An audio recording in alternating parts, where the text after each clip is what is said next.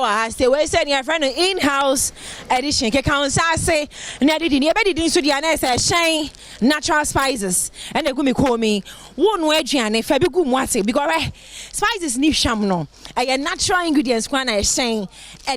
de amaye tu kodwom a Ehyen na fa gu aduane nim eno ana ni rana nkasa wa ha me no be cheche enkomo baby girl akwaba Medase. You know what me atena fie no what me akeka spices natural. Abo mama Ghana for money adwuma. Medase. Nyame ne dia sida be man.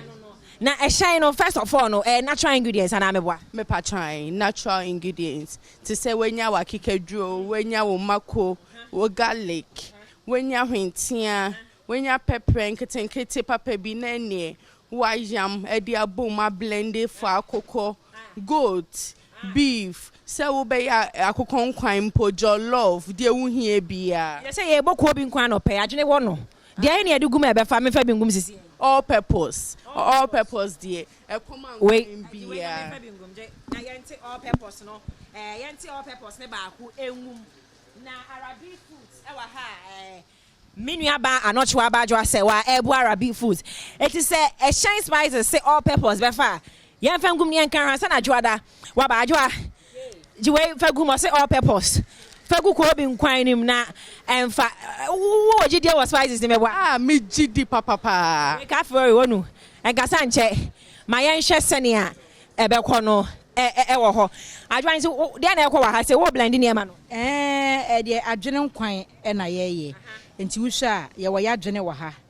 Na ye spices wa ha. Na ye mako ne ye ntoos ne ye je na ye be no na ye de ye nkwan no. Ye banche ne ye board ye suni. Me dey beka se metu hwe bibia short ya nha me je se banche ne board ye. Wo fi kuma ase. Ya santini. Ti me ba na me busa na me hwehwe ya ne se botom na me yi agu ha. Se bi obi abehu se ye wo fufu hiam pa. Enti spices se de wo ka no. We ya nso a me hu se bi gu ha. All purpose. Eni enti eno ana ye de ye nkwan no anopai. Enti Monday de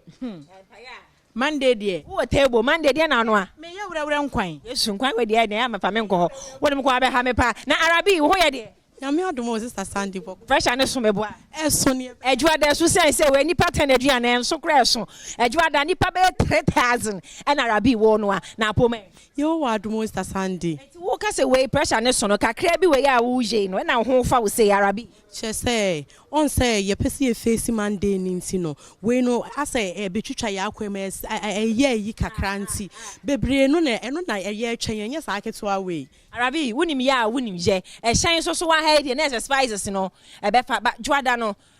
choba for ne do so obi ane de ono a we are sure say Ehyen food no wo obi ane ne de wo ho enso me wo obi ane ne de so be ya ben kwan enkaten kwan re fatum akokon kwan adwa na ye re me wo obi ane ne de fatum to obi ane ne de ai obi ane ne de wo ho wow na ene no me wadro wa ha me wa man so wa ha wa ho eti say Ehyen wa bade a na ene adwa banche ne adwa nwansi so na ye de bi gum no na ye nhwe na jendidi ejabusu de ai ne de na ye mini fufu party ye chew say nye fufu adwa no ekoso live e wo kokoro memle anim ha say Joy FM bi so obi asa wo ko Joy FM ya be show Ehyen natural food for aso ya since die na wo ka cha Ghana for adwa do medidi wo health is safe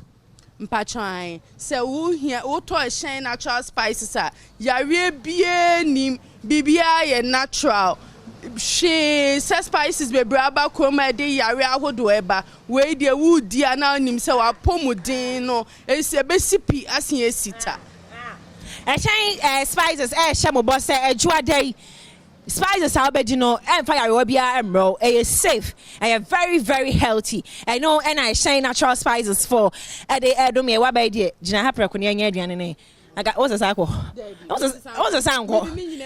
ready for bom we a guide do boza ye bedi hu adanse e chairman for say ade papa na enu ani Ehyen natural spices it Ehyen wo ha the problem ni me say different types bi ewo aha say ya ye de be ya aduane ambo number bia na obi be so otu ne dodo me patran o pese o freya frey o 020 26 91 331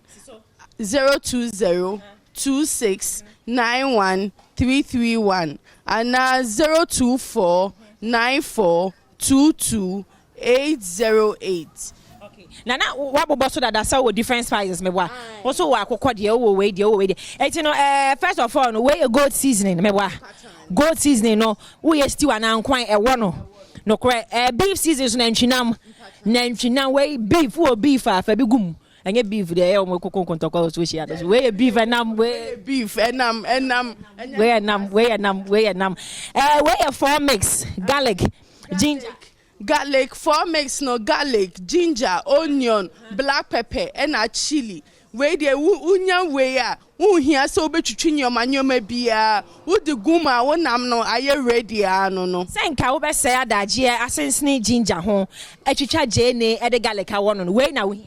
mpachan we ya na wo hia wo peso ye aduane fast bibi wo be chinam fast bi enu ane e shine 4 mix ye wo hia ni na be hu ba ko bi nso so e wa ha say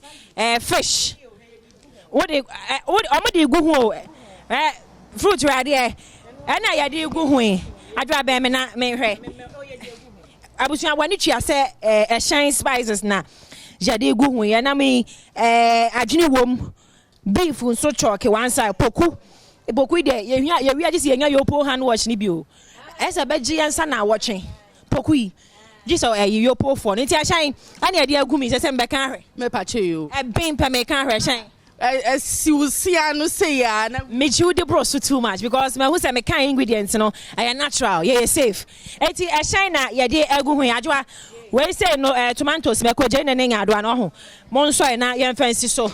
na afe ye no ana fufuo no de echa na ha adwen wo ho by now ke adwa banchen echa na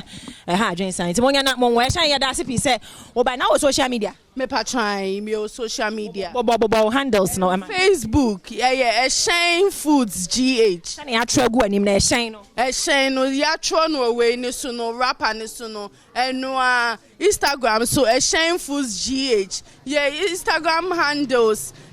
Twitter all social media handles Ehyen Foods GH me na sipi say wo be tie chief for but tell for ye mo hwie ma na banchi si so ye be sisi a